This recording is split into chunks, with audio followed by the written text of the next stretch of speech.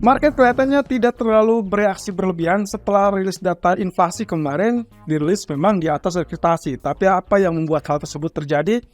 Seperti apa yang sudah kita jelaskan teman-teman, bahwasanya data tersebut tidak menggoyang market kalau ternyata kisarannya terlalu dekat. Nah ini yang akan kita coba lihat apa yang selanjutnya akan terjadi atau yang harus kita cermati. Termasuk kita intip untuk jadwal minggu depan.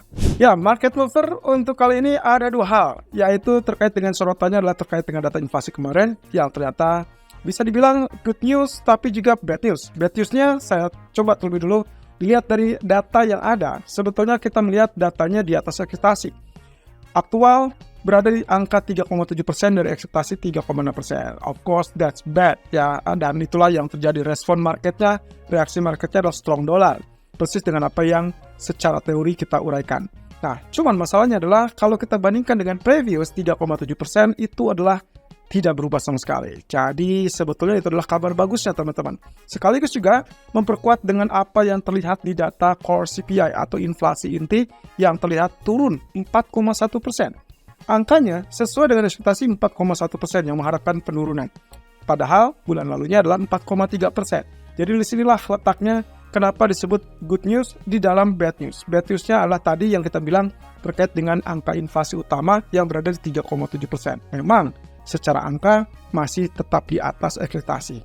Tapi kalau Anda lihat dengan uraian kemarin, di video kemarin kita sempat mengucapkan tidak akan bergerak banyak kalau memang ternyata datanya hanya berkisar 3,6 sampai 3,8%. Nah, itulah yang terjadi.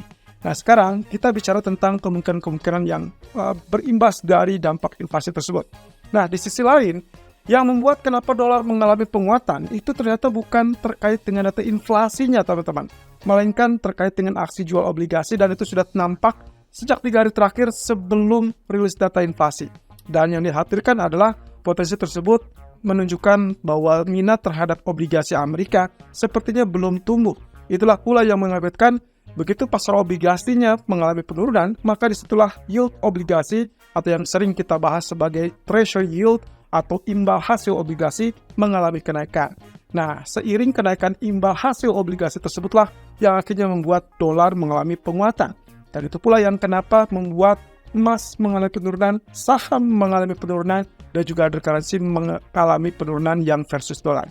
Nah, tapi kalau secara keseluruhan saya rangkum bahwa ini adalah bukan kepanikan, melainkan juga aksi profit taking. Karena ingat, dari sejak hari Senin sampai kurang lebih di hari Kamis atau bahkan Jumat menjelang rilis data inflasi, emas memang sudah naik terlalu banyak. Bayangkan, diawali dengan hari Senin yang gap up cukup jauh, kemudian dilanjutkan sampai teritori 1884. Dan juga kemarin secara implisit saya sudah menjelaskan level 1885 adalah level yang cukup kuat.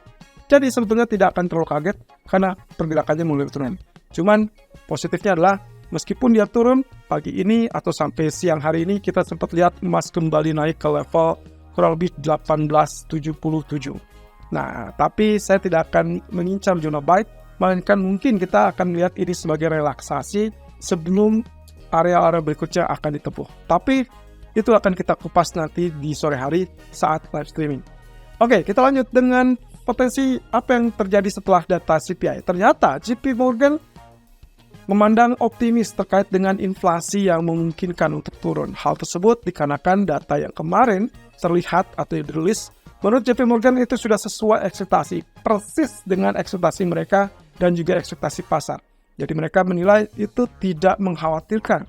Dan bahkan mereka cukup optimis kalau misalkan target inflasi untuk 2% akan tercapai di akhir kuartal 4. Mungkin di akhir tahun depan.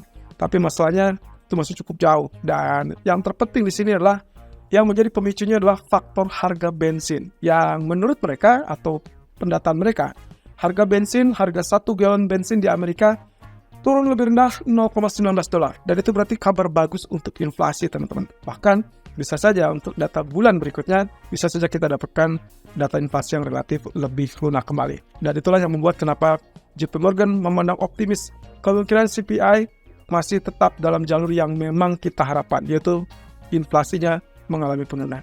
Dan itu berarti terkait dengan ekspektasi kenaikan suku bunganya. Apakah yang terjadi? Oke, kemarin kita sudah lihat dari CME Fed Watch Tools. Di sisi kiri, saya menunjukkan angka yang sebelum CPI dirilis. Bahkan setelah NFP yang mencengangkan 336.000,